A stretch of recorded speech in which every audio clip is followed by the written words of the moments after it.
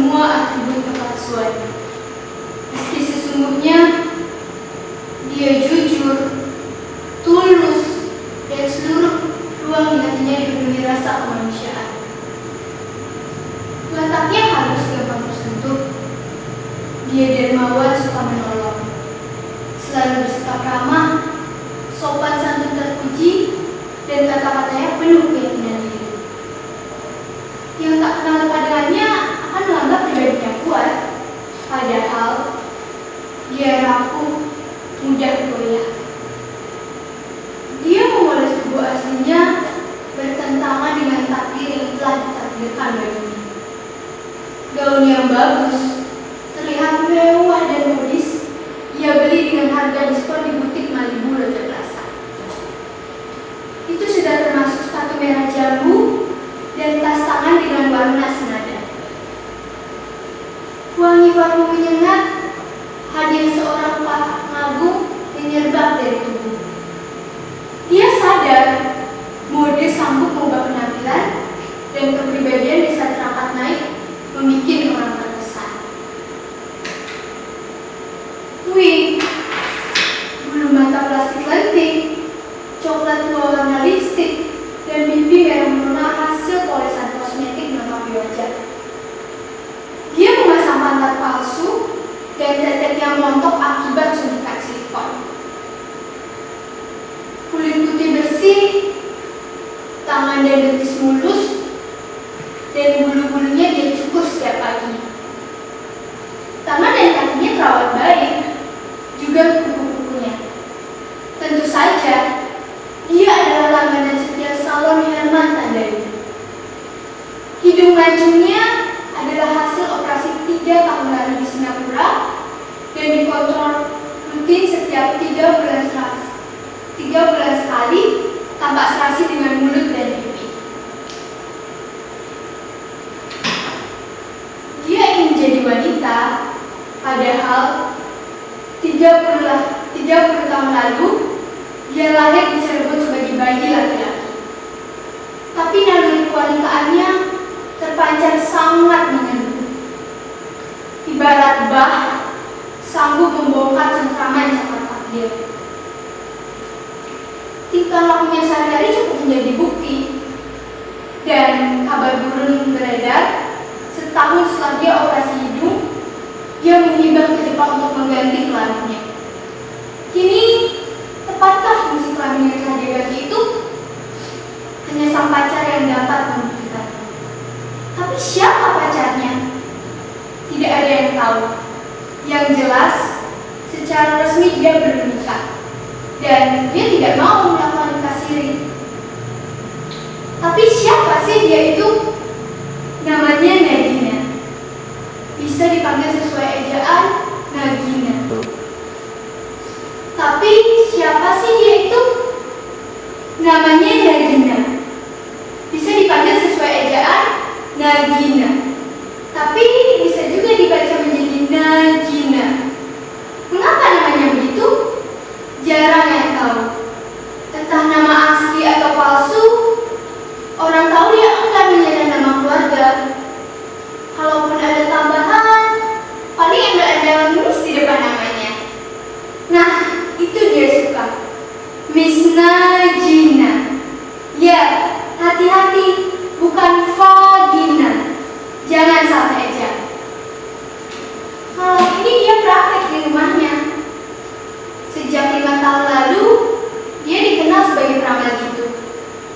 Dan di setiap jam prakteknya, ruang tamunya selalu dipenuhi puluhan klien yang antri menunggu giliran. Dan tidak ada satupun langganan yang tidak puas dengan layanan plus ramalannya.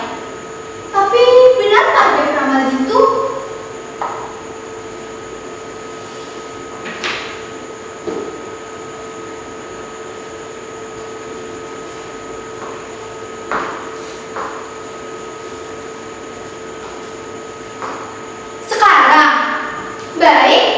Dari mana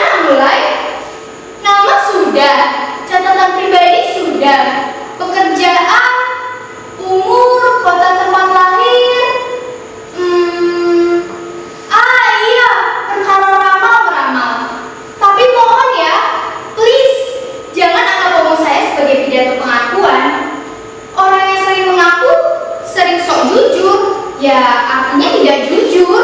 Banyak yang diungkapkan, tetapi tetap masih banyak disembunyikan. Saya memilih lebih baik apa adanya. Tuhan juga pasti paham kalau orang lupa atau sengaja tidak mengungkapkan, itu bisa jadi lantaran takut dan malu. Ya, jangan malu takut, jangan takut malu. Itu manusiawi, hak asasi. Praktek akan dibuka 1 jam lagi, tapi di dalam sana sudah ada 20 langganan. Setiap hari bisa 3 kali lipat dari jumlah itu. Untuk saya libur 1 minggu, simpan energi. Kalau tidak ada waktu untuk diri sendiri. Capek 24 jam mengurus perkara orang lain. Pak Presiden saja dikasih libur untuk memancing dan bikin lagu pop. Masa saya tidak? Menolong orang itu kewajiban, tapi istirahat itu hak pribadi. Kata orang, saya beramal gitu. Sebagian ramalan saya memang tepat. Mungkin karena itu, setiap akhir tahun saya diminta media massa untuk menuliskan ramalan tahun depan. Saya tulis dan membaca debat TV tanpa ragu. Dan konon, melesetnya cuma sekitar 15% saja. Selebihnya tepat. Tentu saja, guru saya adalah Nostradamus, Joyoboyo, dan Runggo Wasilolo. Lalu, apa yang saya ramal? Banyak, berbagai hal. Semua sisi dari kehidupan manusia. Sospol, Ebun, Hamkarnas, juga olahraga, kesenian, hari tokoh-tokoh, kesehatan, bisnis, dan juga cinta. Ya, bisnis dan juga cinta. 1 tahun lalu saya ramal akan ada sapi dengan 5 kaki. 2 bulan lalu terbukti saya ramal ada 2 pasangan selebritis yang terlihat sangat serasi terlibat skandal dan bercerai. Sebulan lalu terbukti saya ramal sebuah bank raksasa bangkrut, nasabah dan negara dirugikan. Lagi-lagi terbukti saya ungkap kenyataan. Tahun ini adalah tahun corona, tahun yang panas luar biasa, suhu alam maupun suhu politik. Ada 2 bintang besar di satu gugusan kertas sore yang menyatu dengan garis orbitnya. Lagi-lagi terbukti gelombang panas menghantam Amerika dan Eropa, tsunami di mana-mana, kriminalitas meningkat, suhu politik di berbagai negara berubah-ubah sulit terbaca. 2 presiden dikudeta dan 1 dimaksulkan dan turun tahta. Pers mendadak ekstra galak, buruh bergejolak, demonstrasi terjadi hampir setiap hari. Koalisi pecah, reshuffle kabinet. Dunia kacau, bumi gonjang-ganjing. Salju turun di benua Afrika, bukan di puncak gunung Kilimanjaro, tetapi di padang gurun yang sangat gersang. India dan Israel ngotot ingin uji coba senjata nuklirnya, tapi persekutuan bangsa Barat berkeberatan. Kebudayaan mulai merosot, eksistensi dan kualitasnya digantikan secara provokatif oleh budaya slogan dan produk serba instan. Para pejabat memang makin banyak yang tebar lukis dan baca puisi, tapi teater mati suri karena pemerintah tidak peduli. Film nasional meningkat produktivitasnya, tapi didominasi oleh hal konyol dan horor picisan. Televisi diserbu oleh telenovela yang kisahnya melulu soal perselingkuhan dan dangdut mulai kehilangan penggemar. Ini zaman memang sulit membedakan arti antara polisi, polusi, solusi, korupsi, somasi, dan solusi. Juga sulit membedakan arti antara kartel dan wartel, antara mosi dan nasi, antara filing kabinet dan kabinet yang file, antara maksul dan bergasul, antara begal, bengal, kental, kenyal, legal dan juga kekal, antara hutang dan juga hutang,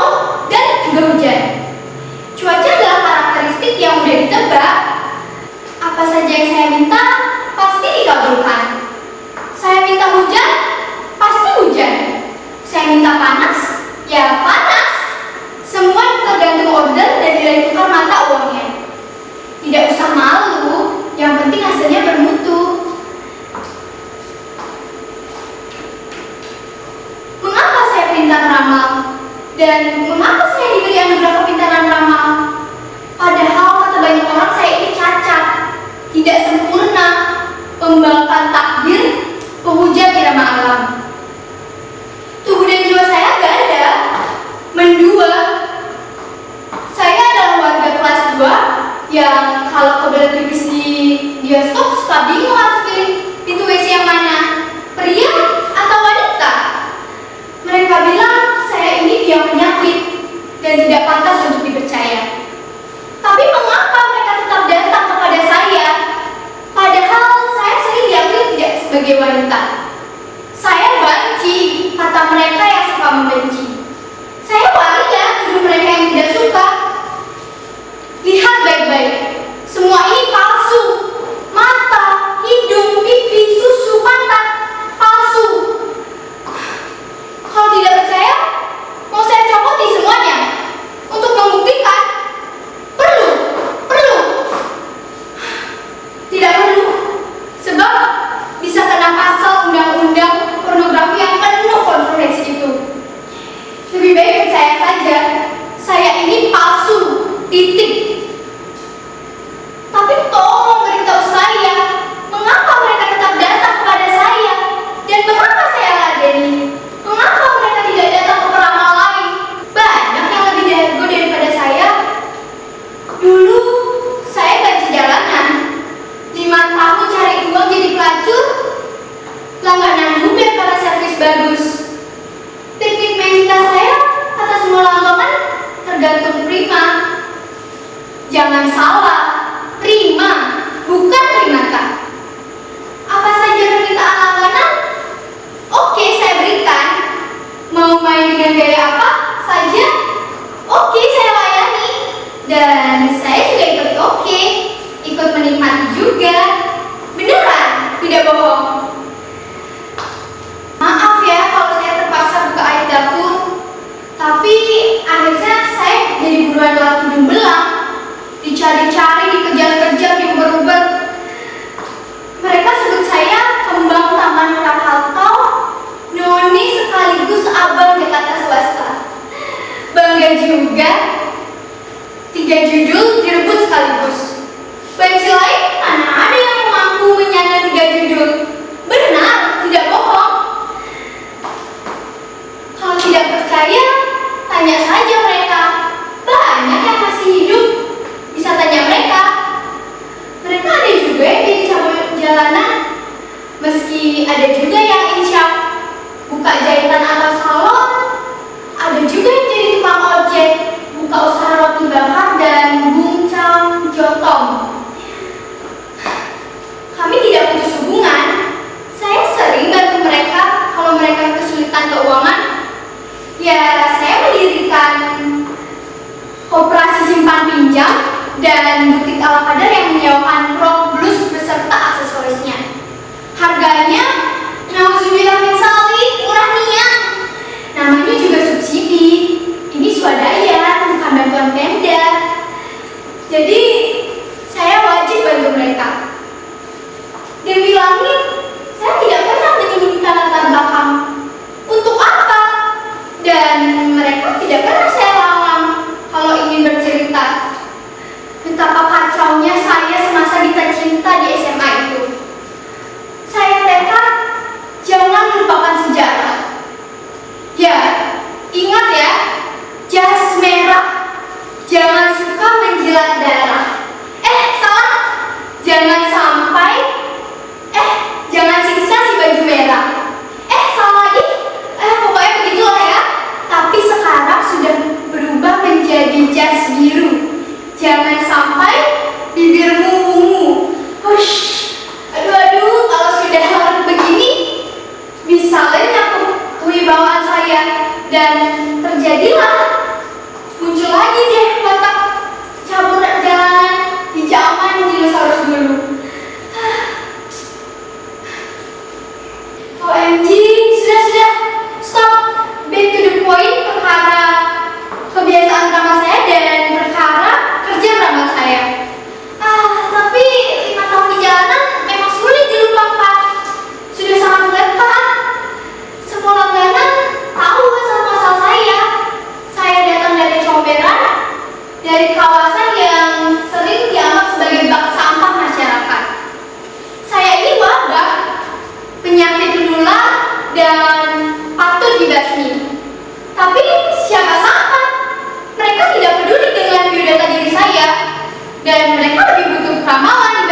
data diri. Dan saya bahagia kalau saya menyapa, "Halo Ibu, Tante, Mbak, kok makin langsing saja? Diet apa?" Mereka langsung senang dan senyumnya melebar. Saya juga bisa menyapa ramah. "Apa kabar? Anda terlihat bercahaya dan wangi. Pakai parfum apa? Beneran, setelah Anda masuk ke ruangan ini, saya menyium wangi yang sangat enak."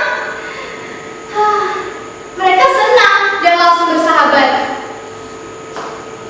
Lalu saya menanya lagi, "Baik, jadi ada problem apa?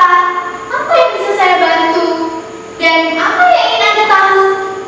Cerita ya, jangan sampai ada yang disembunyikan. Nanti bisa kena penyakit NIR." Mereka langsung berbuka hati dan menceritakan semuanya tanpa malu. Kadang saya sampai pusing memikirkan nama-nama orang, tempat, tanggal, tahun. Banyak banget deh pokoknya.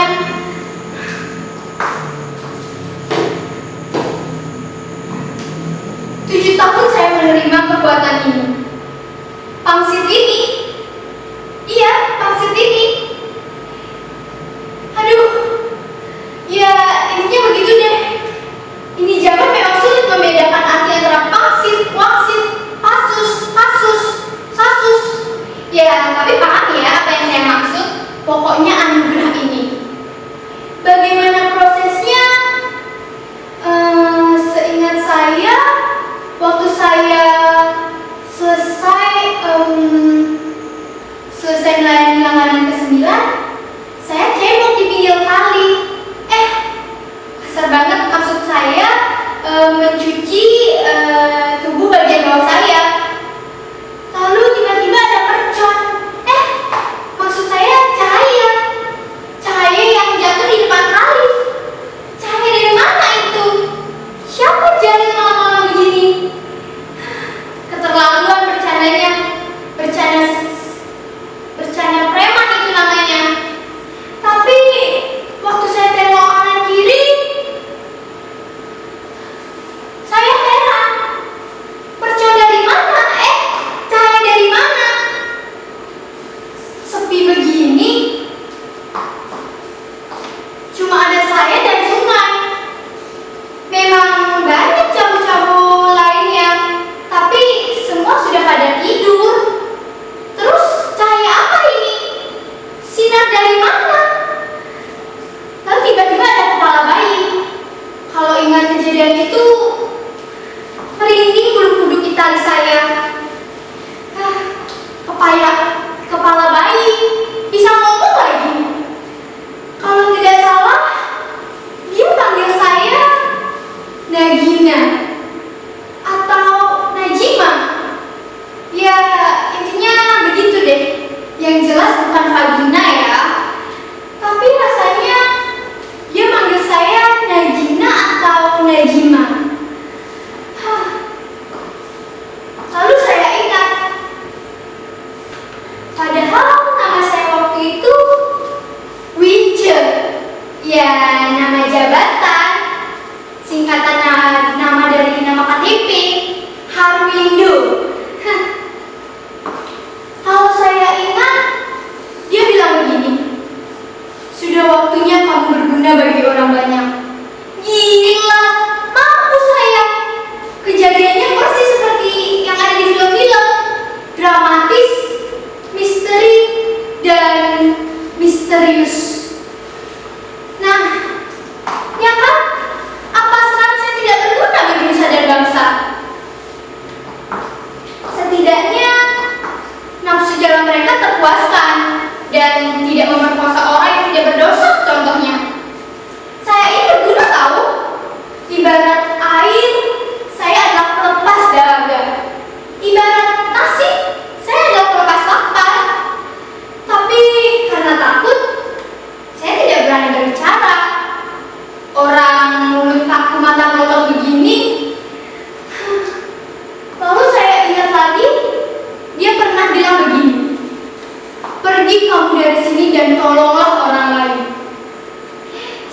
itu langit menjadi hitam dan air kali menjadi hitam lagi. Apa-apaan itu? Saya bingung. Instruksi macam apa?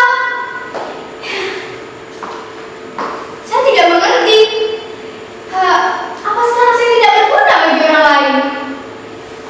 Padahal cuma 2 kalimat. Dan kalimat terakhir, dia suruh saya pergi dari tempat mesum ini. Mengapa? Supaya saya berguna bagi orang lain. Lalu bagaimana caranya? Itu yang tidak diberitahu. Sesudah itu, saya sakit 2 bulan. Kata teman-teman saya sering mengoci tidak karuan. Mata saya melotot, kayak lihat yang gaib-gaib gitu. Aduh, merinding lagi deh kuduk itali saya. Tapi sesudah sembuh, mata batin saya jadi terang. Kalau melihat orang, saya bisa juga melihat dimensi lainnya. Saya bisa melihat jelas-jelasnya. Tapi anehnya, apa saja yang saya omong mendadak dipercaya. Kata mereka, banyak yang percis. Saya tidak tahu dari mana saya mendapatkan kekuatan ini.